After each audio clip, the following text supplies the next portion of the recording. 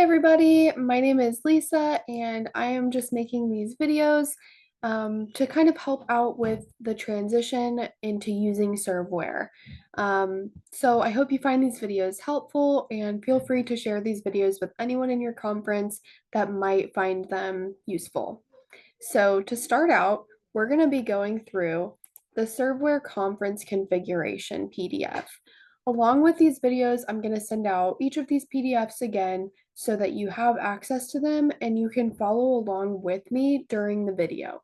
So again, this one's called ServWare Conference Configuration. What is conference configuration? So the configuration is kind of like putting together the settings.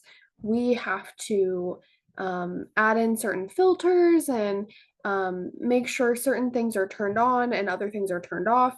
That way, when we're sending referrals through, we have the correct information we need and it's getting over to neighbor services in the way that it should.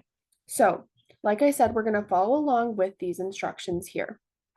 So to access the conference configuration, we're going to start off on the home page of ServWare.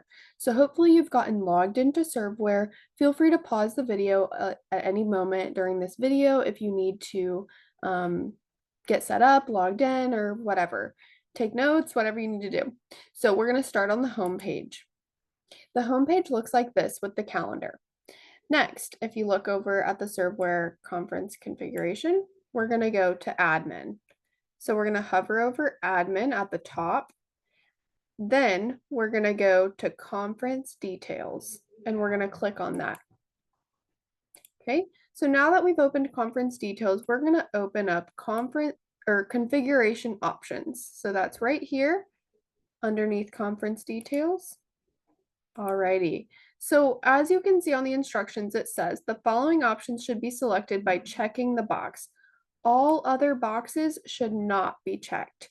So I've already kind of set up this account that I'm using, but I left a few of these boxes unchecked so I could show you guys what this might look like for your conference. So when you open this up, you're going to make sure that everything listed on these instructions is checked off.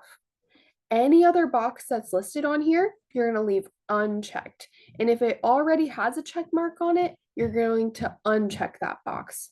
So if we're looking at neighbor configuration options, which is the first category here, we're going to make sure that all of these options here are checked off. So first, all history, current year, previous year, apply phone number format, require neighbor phone number, record call intake person, and if we scroll down, we have suppress neighbor social security number, and it's a long title, but that's the one we're going to check off. So as you can see, there's a lot of other options here that we're going to leave unchecked. Those are just going to stay how they are.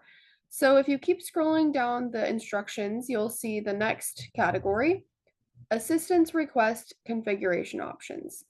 And as you can see, I've already gotten these checked off because I did this ahead of time. So we have direct payment voucher tracking, separate in-kind assistance totals, conference member assignment on request, and on assistance. Both of those are checked off. And you can keep going down the line to see that all of those are checked. So what you're going to need to do for your conference is go through all of these categories and make sure each option that's listed is checked off. Then, when you get all the way to the bottom, the last category you're going to see is member-related configuration options, as you can see here on the instructions. Right after that, there's a save option. So we're going to click save.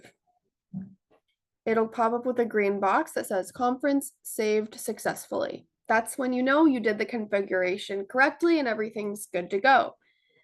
Next on our list will be setting up neighbor assistance items, which you can see at the very end of the conference configuration instruction list. So I will be making a separate video for how to do that.